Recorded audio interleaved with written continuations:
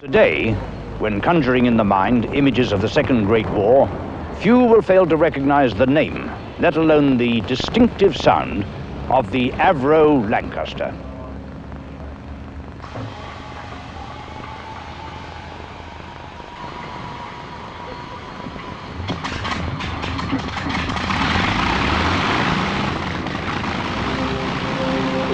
The AVRO Lancaster, of which there are only 2 flying survivors, is probably the most famous of all wartime aircraft.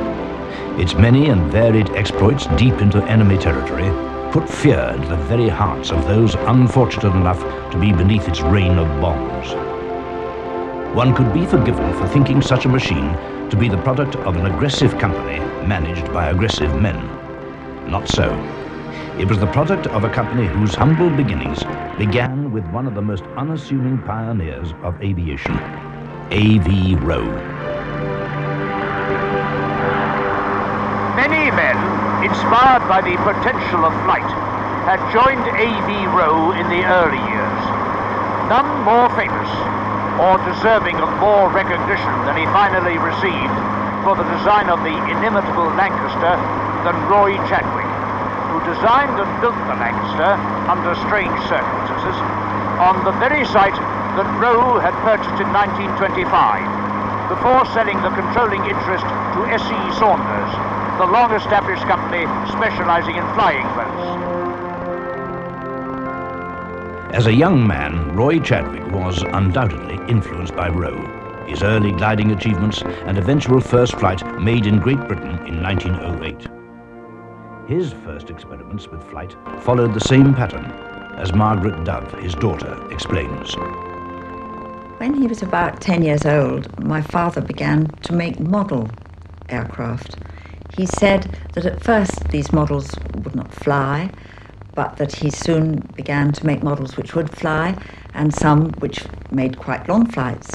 But he said himself that aviation was in its very earliest days, and people didn't really know what he was doing, so he preferred to fly his aircraft under cover of darkness. AVRO moved to larger premises at Brownsfield Mills, Manchester, and still following his successes with more than a passing interest, Chadwick attended evening classes at the Manchester College of Technology, completing his engineering apprenticeship at British Westinghouse. This, the fascination of flight, and his reverence for AVRO was soon to shape his entire life.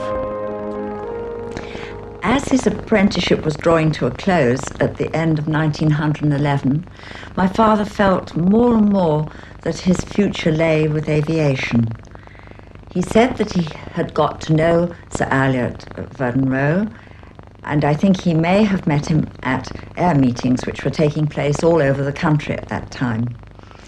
So he went to Brownsfield Mill to ask for an interview with the great pioneer, and Humphrey Verden-Roe met him and arranged for an interview for the following week when Sir Elliot engaged my father as his personal assistant.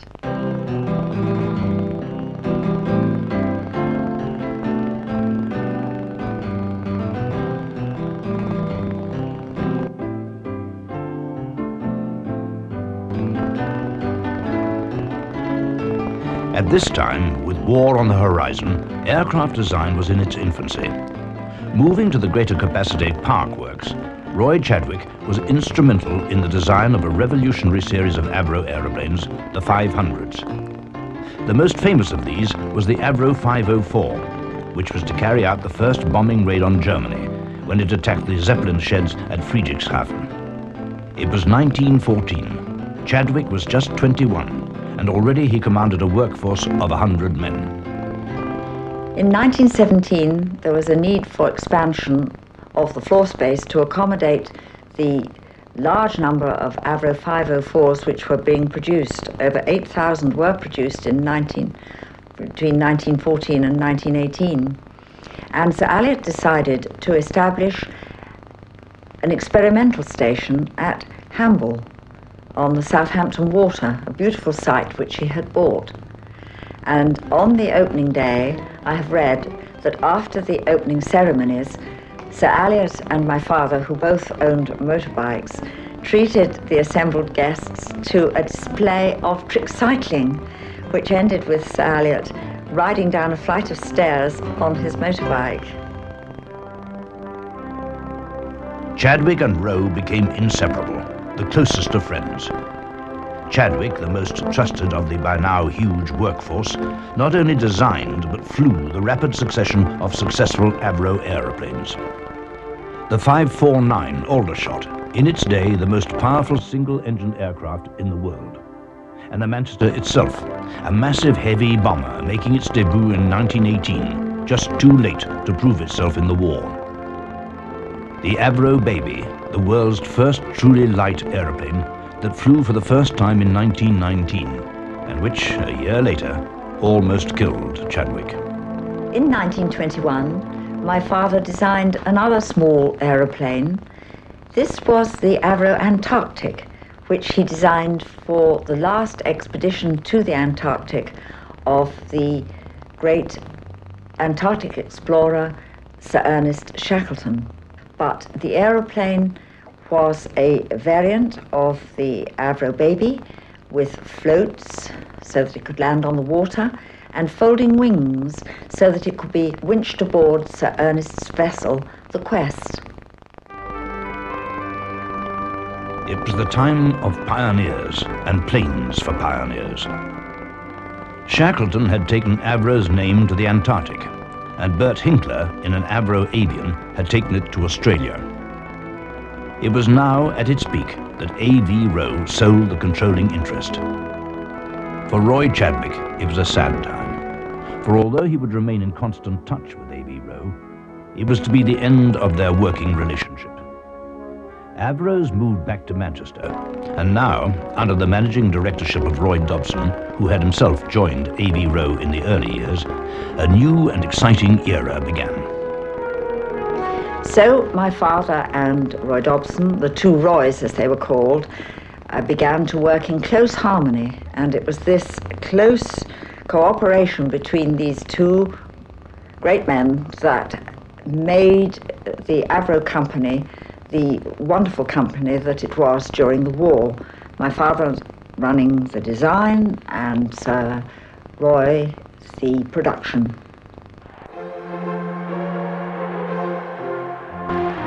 The ill-fated Geneva Disarmament Conference of 1932 has long since broken up, and Adolf Hitler, clearly bent on a program of rearmament, has firmly established his power as Chancellor of Germany. By 1935, Hitler's rearmament in the air had proceeded much farther and faster than the British government had imagined possible, and March of that year saw the birth of the Luftwaffe. Both Hitler and Goering boasted it already equaled the Royal Air Force. An alarmed British government ordered quantity production of Hurricanes and Spitfires virtually off the drawing board, long before they'd ever flown.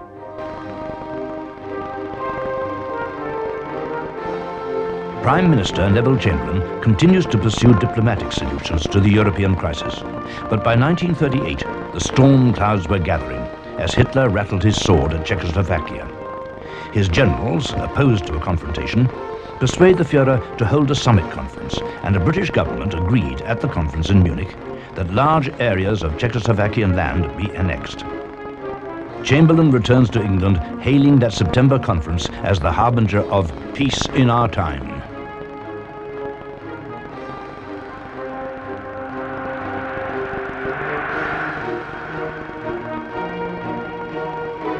Great Britain declares war on Germany at 11 a.m. on September the 3rd, 1939.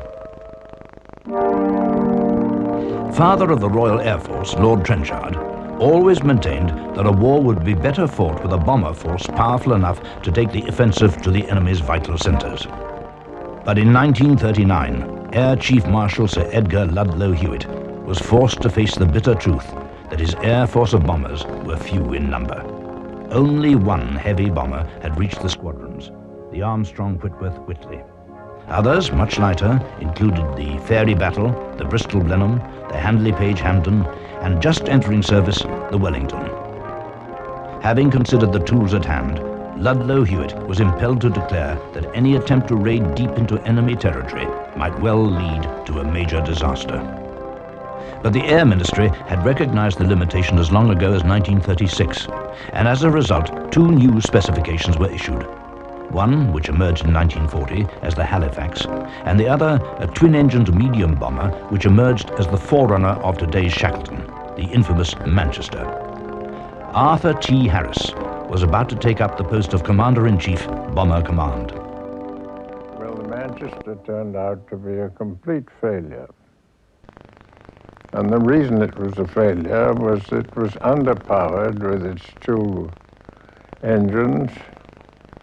It didn't want to fly at all on one engine, and the failure rate was really becoming intolerable. I flew one once, I didn't like it, and then we were faced with the fact that here was a modern bomber aircraft on which we were really depending for our bomber efforts in the beginning of the war, and it was turning out to be really a failure.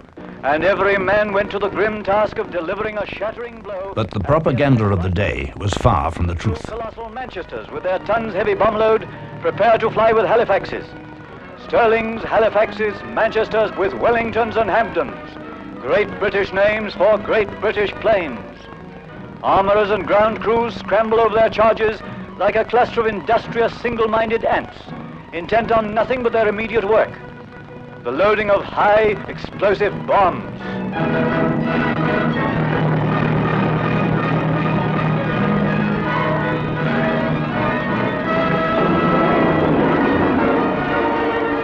From the southeast, distant watchers will see a cloud of Manchesters rise and will idly wonder where they are going. So far from the truth that of the 10 squadrons equipped, in all 202 aircraft, 80 were lost on operations, and a staggering 50 lost when either taking off or landing. After creating a holocaust, the daring return. Each flock to its own particular roosting. At their journey's ends, there may be exhilarant cackling, but no crowing. When the twin-engine aircraft failed, one really felt that our position from the offensive point of view was in a pretty hopeless state. Well, normally that would have been, one expected, a question of putting the whole lot on the scrap heap and thinking again. But if you think again when the designs of aircraft are concerned, it's a long process. And you've still got to be sure that what you've been thinking again over comes out right in the end.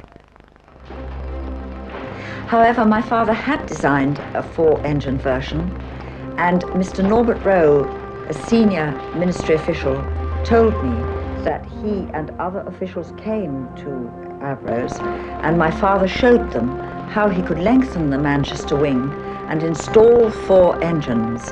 And thus, said Mr. Rowe, your father snatched victory from defeat.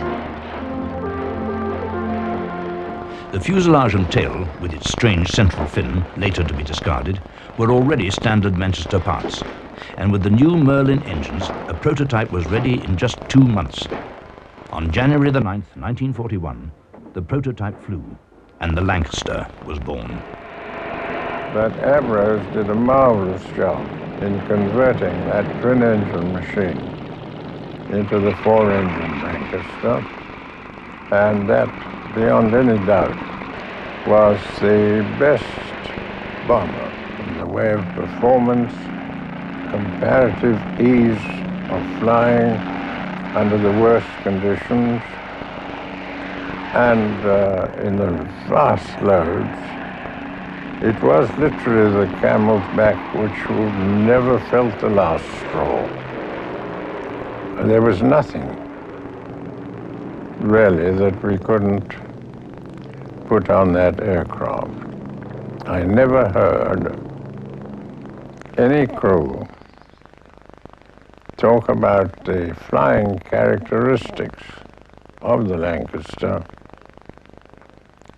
otherwise than in words of praise for the way it handled and the way it behaved and the reliability of its 4 Rolls engines. I think personally, and what I think in that regard has been supported by a lot of the people who really were in a position to know, I think it did a major part in winning the war. The Lancaster brought the real facts of war home right into the enemy's heartland. And I don't think any other machine would have survived the attempt to emulate what the Lancaster managed to perform. Down a little. 230. Steady. 230. Steady. Down 235. Stand by to pull me out of the seat if I get hit. Steady. 40. Steady. Hold it. Steady. 235. Hold it. 240. Hold it. 235. That's fine. 235. Long gun.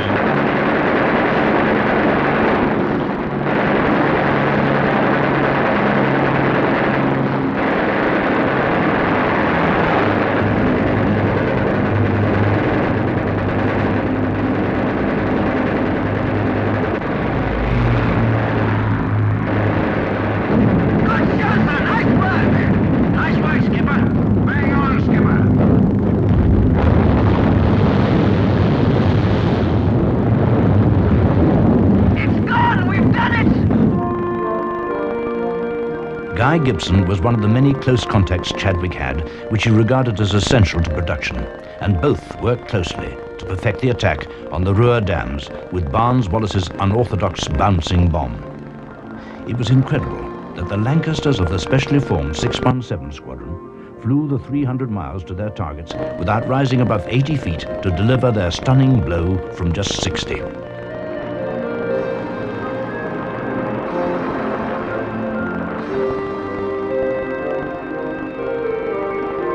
The water released into the surrounding countryside flooded war factories up to 40 miles away and severely hampered others. In June 1943, just after the dam buster raid, there was an investiture at Buckingham Palace, and Queen Elizabeth, who is now Queen Elizabeth the Queen Mother, presided. And she decorated Wing Commander Guy Gibson with the Victoria Cross for his part on the raid, and she made my father commander of the British Empire. Their work, after all, looking back on it, and judging by messages that I've had from such people as General Montgomery, Winston Churchill, and others of that ilk, certainly goes to show that the Lancaster took a major part in easing the other 3 services. For instance, Rommel, who commanded the enemy forces against us when we were landing there, he sent a message to his superiors saying, "Stop the bombing or we cannot win."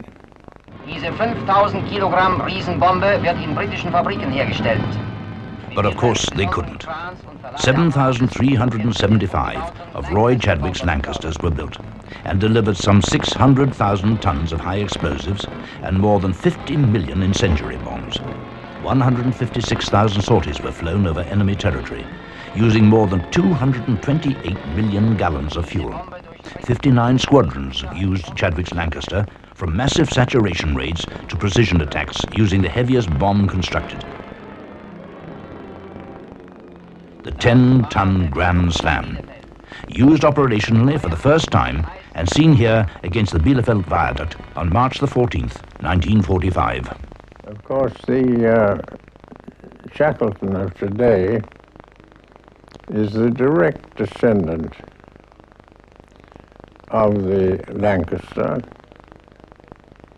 and the AVRO Lancaster, which I think most of the enemy commanders and important people on our side, like Sir Winston Churchill and General Montgomery, will admit took a major part in winning the war, was really entirely due to the genius of Roy Chadwick and his men in AVROs. I wonder myself whether Chadwick has ever had sufficient recognition of his major part of he and his team in winning the war. As the war progressed, my father designed a larger version of the AVRO Lancaster, and this was called the AVRO Lincoln. The success of the conventional Lancaster, the imminence of and eventual fall of Germany, forestalled any sense of urgency in its development, and it wasn't until the war in Europe was over that the Lincoln was ready for squadron service. With the sudden end of the war with Japan, the need for a heavy bomber force no longer existed, and many Lincolns were simply put into storage. And with the end of the Lend-Lease agreement with the USA, withdrawal of the Liberators left Coastal Command with an urgent need for a long-range, land-based aircraft, the sea-bound Sunderland flying boat having proved inadequate. For Roy Chadwick, the immediate solution would have been to convert Lancasters, but they lacked sufficient range and were far too small. Alfred Stewart was AVRO's experimental manager. In 1946, Mr. Chadwick had received a specification for an airplane that would act as a coastal command aircraft. The more he looked at the specification, which was to convert a Lincoln into this role, the more he got disillusioned with the idea. He then set about mocking up in the experimental department a new conception of a fuselage. He kept this very secret for a long time. Eventually, he persuaded the ministry, as he always did in his Lancashire approach to the subject of airplanes, and he then started to design the beast and finished off with this wonderful aircraft, which has survived the very many years. But then, at the pinnacle of his career, whilst testing a new advanced passenger aeroplane, Roy Chadwick's life ended abruptly. The last day of my father's life was Saturday, the 23rd of August, 1947. He and Bill Thorne and the rest of the crew boarded the Tudor II and took off. And the aeroplane rose to 100 feet in the air when Bill Thorne turned the aeroplane to starboard. What had happened was that the night before, someone had been detailed to change some wiring that ran out to the ailerons, and this had, unfortunately, been reconnected in reverse order. The pilot, with great presence of mind, had switched off the engines, and the aeroplane was rushing across the field. All, I think, would have been well, but in the middle of the field there was a large dew pond surrounded by trees and bushes, and the nose of the aeroplane broke off on contact with the trees, and the pilots were flung into the pond and drowned. And my father, who I understand had been in the cockpit behind the pilots, was flung out at about 60 feet and died of a fracture of the skull. The death of Roy Chadwick is a sad blow to Britain's aircraft industry. His work designing the Lancaster had earned him the right to his country's gratitude. He died as much in the service of his country as a soldier, sailor, or airman in wartime. Roy Chadwick's death was indeed a sad blow. But his legacy, the then unfinished Shackleton, lives on. It's rather nice for me to be sitting in this cockpit again after 34 years. That was the initial flight. On that day, of course, everybody had to be there. The managing director, the chief designer, the project designer, the engineers, the aerodynamicists were all always very interested in the first flight of any aircraft. Now, I must say that after the preliminary adjustments, everything went well. And so on March the 9th, 1949, Roy Chadwick Shackleton took to the air. At the time, no one would have thought or believed that this basic type would see constant service well into the 1990s.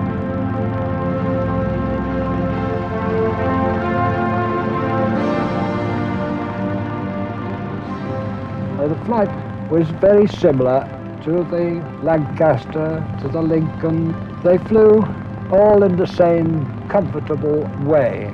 I can't say that I've had a bad control in an AVRO aircraft. They've always been well harmonized. And during that flight, it was a pleasure to maneuver the aircraft in all the ways we were required to do on the first flight. And at the end of the flight, to be able to put the undercarriage down and the flaps and approach in an exceedingly similar manner to the other Lancaster and Lincoln aircraft. And in fact, the whole first flight was a great success.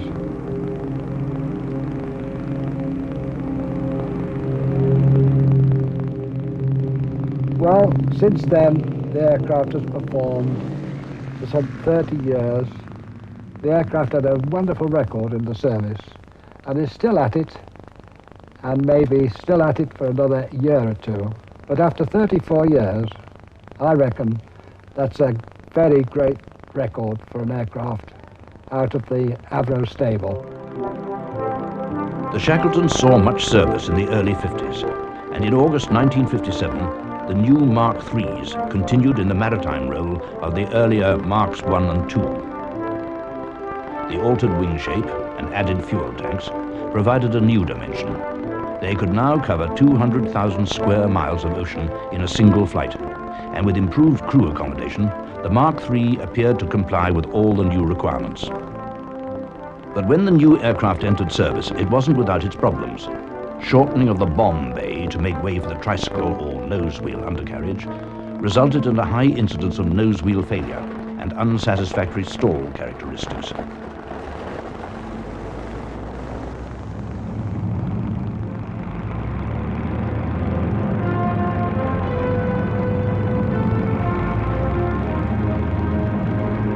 Now, with the introduction of the Mark III, the Royal Air Force, with its increased number of Shackletons, was able to employ permanently Mark IIs in the Far East. Earlier Mark Is were returned to RAF Kinloss in the United Kingdom for conversion to T4 standard and used as maritime operational training units until 1968.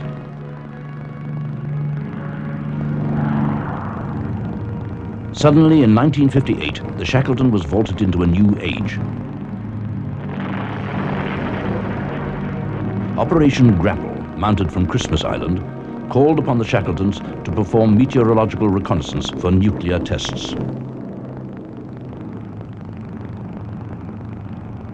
In the Yemen, the Shackleton had not forgotten the lessons taught by its forebears.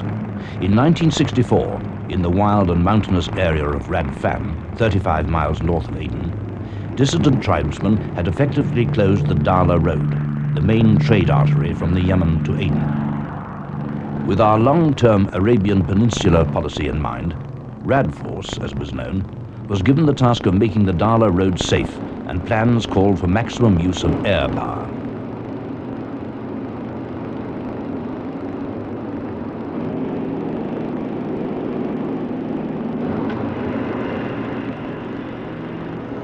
Over 3,500 bombs were dropped by Shackletons of No. 37 Squadron, as they gave support in true Lancastrian style.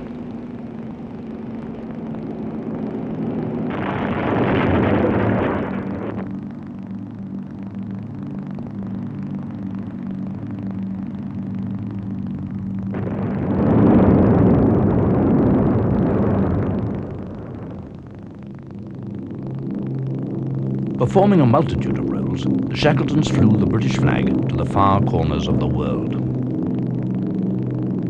Goodwill tours served to improve political harmony, as well as being a showcase for British military aviation. By carrying full complements of ground crews and spares, the detachments gained valuable training in being highly mobile, self-contained units, able to move far into Commonwealth lands at a moment's notice.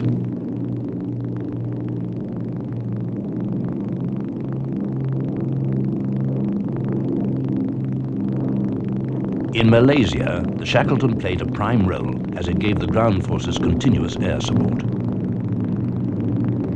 But as Britain's influence around the world continued to dwindle, the Shackletons, after 20 years of constant service, were decommissioned.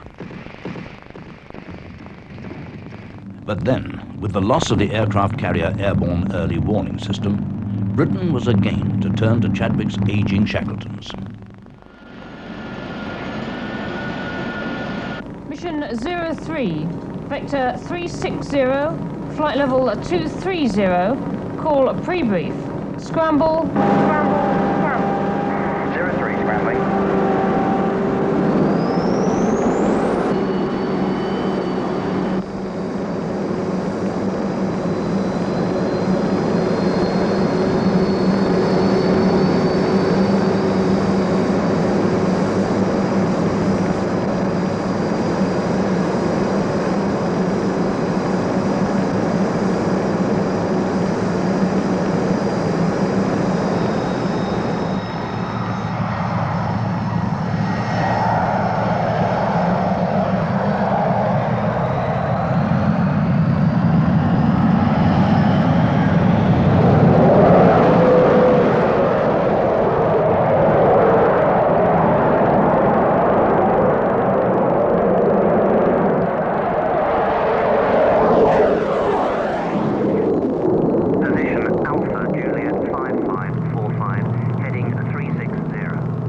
In the late 60s, HMS Ark Royal was withdrawn from service, and the RAF at the same time undertook to provide airborne early warning for the fleet at sea.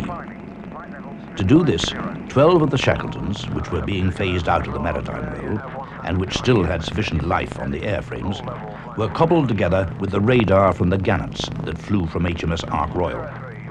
The Shackleton was reborn, but only as a stopgap until the new AEW Nimrod was ready to enter service.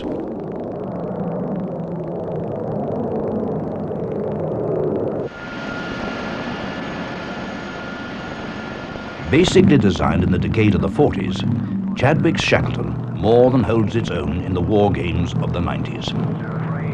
Maintain your height. Vector 0220 for target.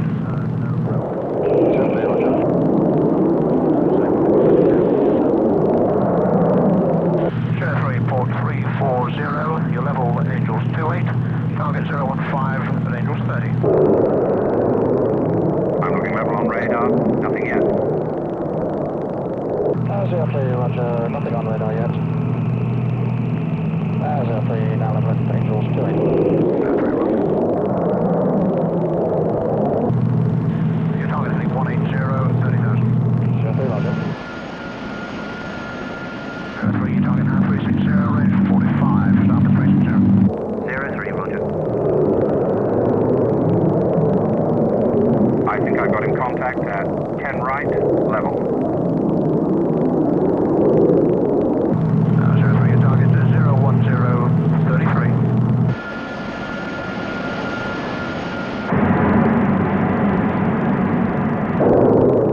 Okay, I'm in good radar contact, Phil, but let her keep control for the moment.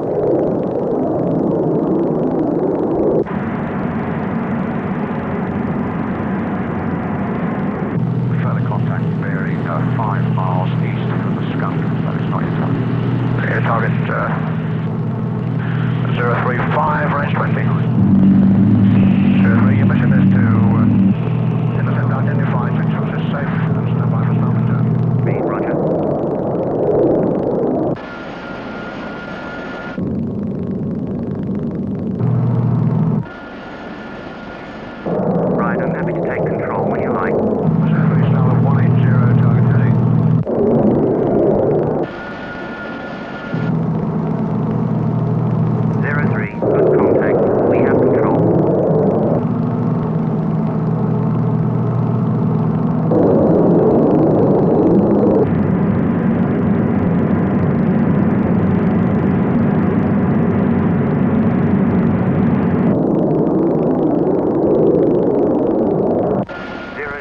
Identify 1 Badger, modified Charlie, flight level 300, heading 180.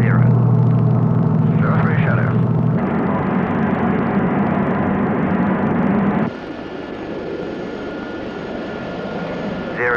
Target entering a port turn. 03, shadowing.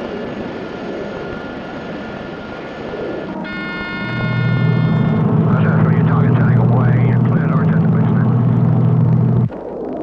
03, returning to base. 03.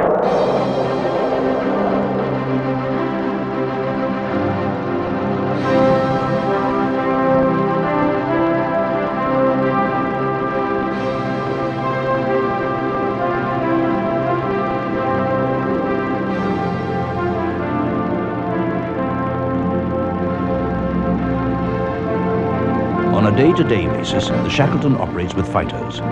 Fighters that tend to look at them with a slightly jaundiced view.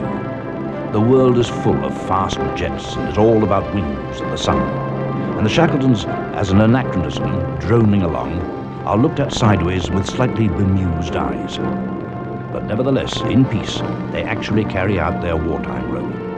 They preserve the integrity of the United Kingdom's air defense region, escorting others that shouldn't be there out of the area.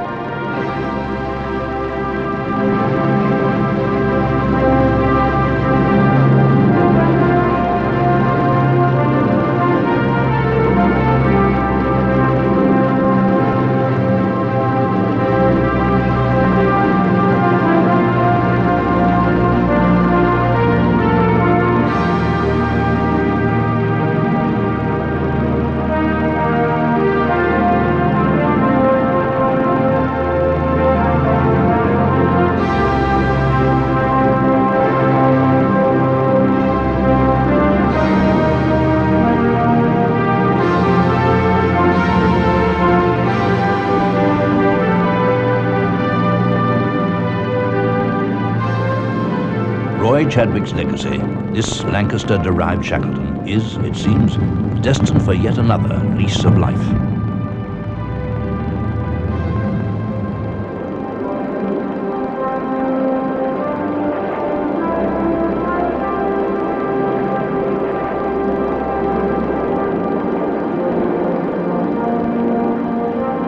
The airborne early warning Nimrod, itself derived from a Shackleton contemporary, the Comet, has been, after an investment of $1.4 billion, scrapped.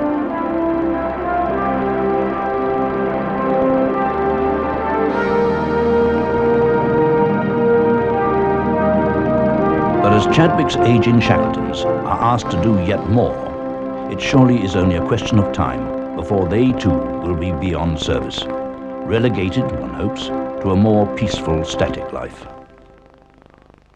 But museums, hard pushed for cash in this day of profit means all, will only house perhaps one.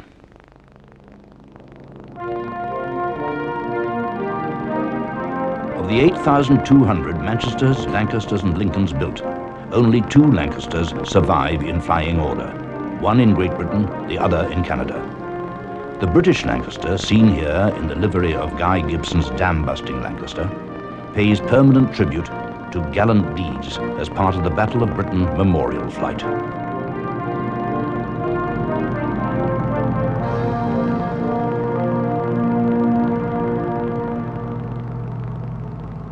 Of the 180 Shackletons built, only 4 remain. Their fate, unless something is done to further preserve them, is to be burnt eventually on some distant airfield fire dump.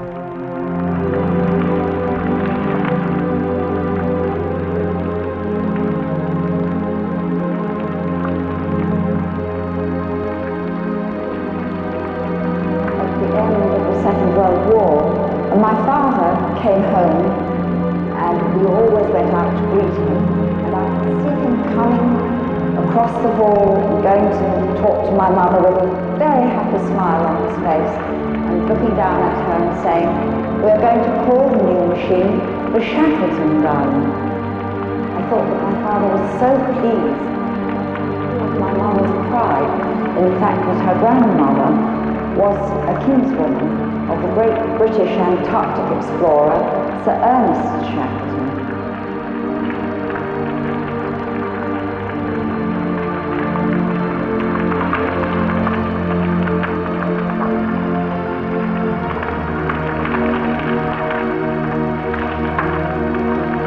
Although it was designed such a long time ago, the Shackleton is still capable of being a front-line aircraft.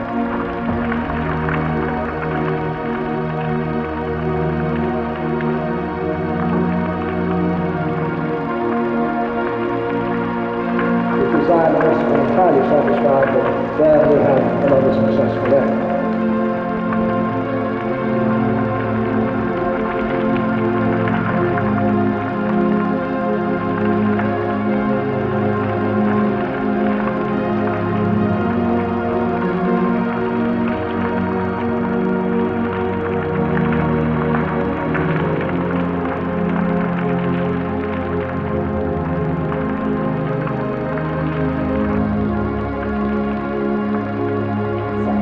Shackleton's family motto, by endurance we conquer, so well describes this magnificent machine and its gallant crews, and that the Shackleton bears one of Britain's best loved and most famous names. One is given to ask if this really is a fitting end to Chadwick's legacy.